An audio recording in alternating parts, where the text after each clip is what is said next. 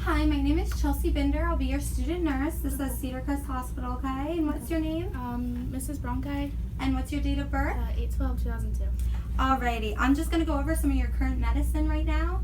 We're going to go over a past medical history real quick, and then we're going to talk about the new medications you were prescribed, okay? Okay. So I see you're on cetirizine, which is Zyrtec, 10 milligrams, and you take it by mouth daily for allergies. You're also on fluticasone, 27.5 micrograms per spray, and you take 2 sprays in each nostril daily for your allergies. You're also on a fluticasone propionate, 500 micrograms, and you're on salmeterol, 50 milligram discus inhaler daily. You're also on naproxen, 500 milligrams by mouth, twice a day, as needed for your migraine pain, rated from a 5 to 10.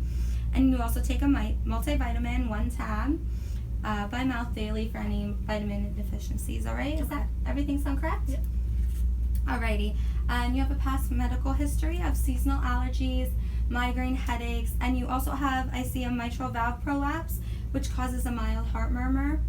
And I understand you don't take any medications for your mitral valve prolapse, but you do experience fatigue and palpitations, is that correct? Yeah. Alright, and you're in here today, it was just a regular checkup, but you are complaining of shortness of breath, wheezing with activity, fits of coughing, worse at night, and they occur more than 2 times in 2 weeks, right? Mm-hmm. Okay, so the PCP diagnosed you with mild persistent asthma. Because of this, you're prescribed a Proventil inhaler, which we have right here, which you will take 2 puffs 4 times daily, which is inhaled using an aero chamber space. Do you know how to take this yourself at all? Yeah, I already read all about it. Okay, I just have to do it with the plastic tube. Right, so I'm just going to go over a few major points just so you know. You're going to take it as directed. You can't just take it whenever you're short of breath. It's going to be 2 puffs 4 times daily. You don't want to exceed the 4 times daily. So take as directed, and you're going to contact the physician.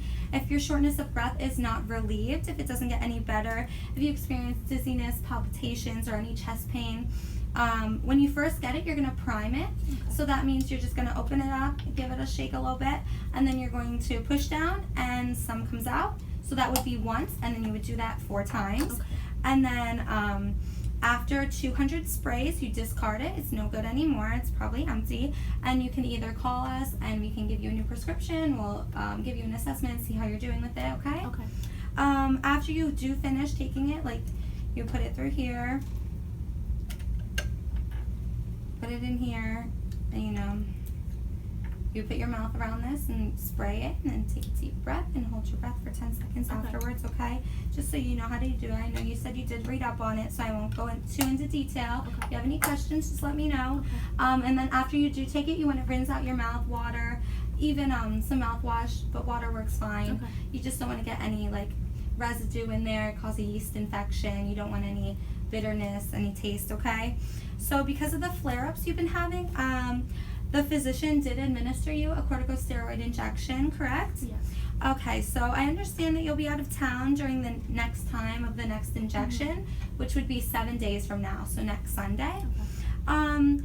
And you want to learn how to self-administer the injection? Okay, so, Please. Hello? Yeah, sorry, I'm just at the doctor's right now. No, it's okay. Okay, I'll call you back. alright, I see that you've been kind of distracted by your phone and stuff. I understand. I know, I have lots of friends too, and we just need to turn it off or silence it, maybe even put it in a different room when we do this. I don't just ask you to turn it off for now. When we do this teaching and when you are at home doing this yourself, please put every distraction away. You don't really want anyone around. You don't want something to go wrong.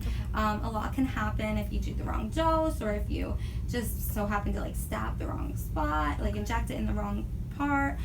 So this requires your full attention, all right? I'm sorry. It's fine. Okay, so he did prescribe the methylprednisolone acetate. It's 40 milligrams in 1 milliliter. So what we're going to do is just check the vial to make sure. Yes, depometrol, that's another name for it, okay? It does say underneath methylprednisolone acetate.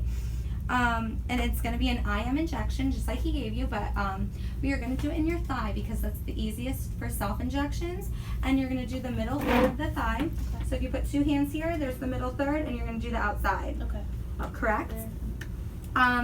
It is a corticosteroid and suppresses inflammation, so it'll help a lot with the flare-ups you're experiencing.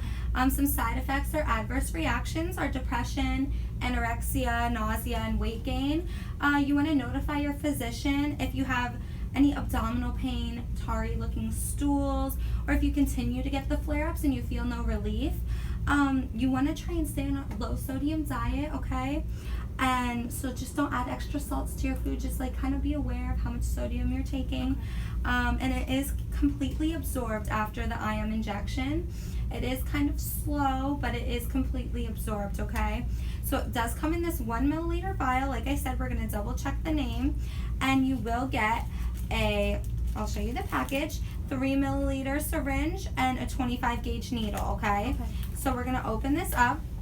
I'm going to do it and then you're going to show me. Okay. Just to make sure. We're going to perform hand hygiene and then I'm going to don some gloves, okay? Because we don't want any extra germs getting in the area since we are injecting it into your skin, okay? Into your muscles, actually, since it is an intramuscular injection.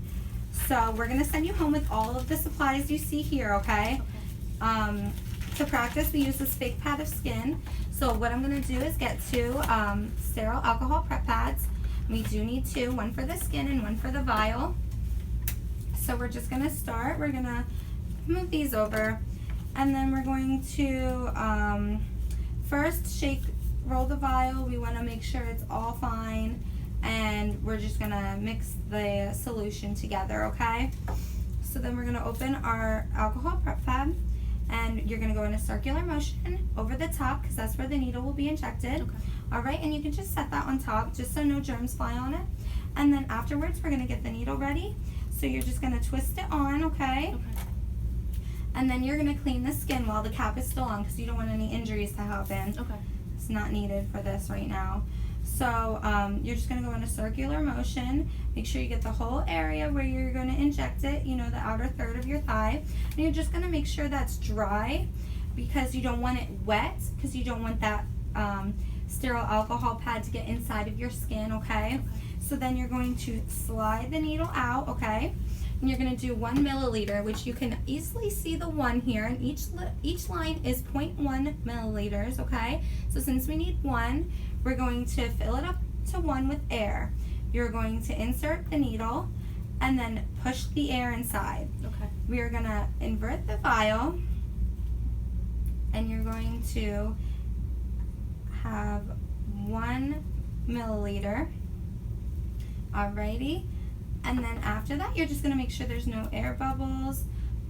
Air bubbles aren't good in there, so you just want to make sure there's none. And then you're going to go at a 90-degree angle, so that means straight down because you want to get into the muscle, okay? So you're going to go straight down. Okay, make sure it's in there, and you're just going to, first off, push it in slowly. You don't want to go too fast, alright?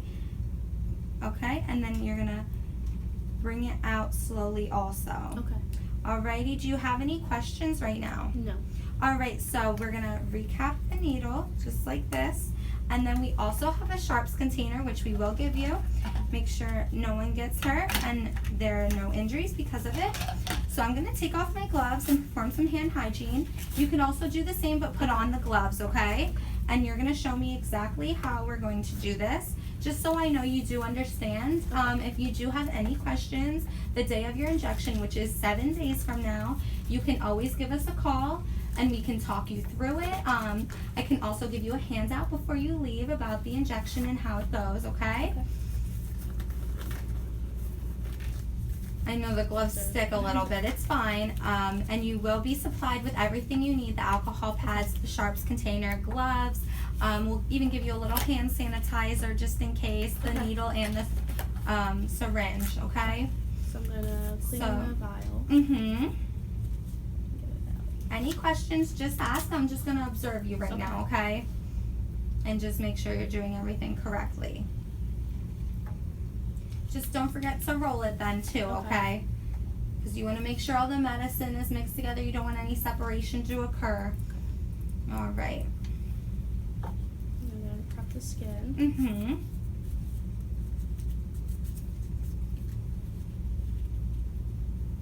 Very good. Circular Make sure that's motion. dry then. Mm-hmm. Get your needle syringe ready. You're going to connect it. Very nice with a twist. And then you can take the cap off very easily, and you're going to inject 1 inj- milliliter, right? Yep, correct. Okay. All right, just 1 milliliter of air into the vial. Perfect. And then fill it back up with 1 milliliter of the methylprednisone acetate.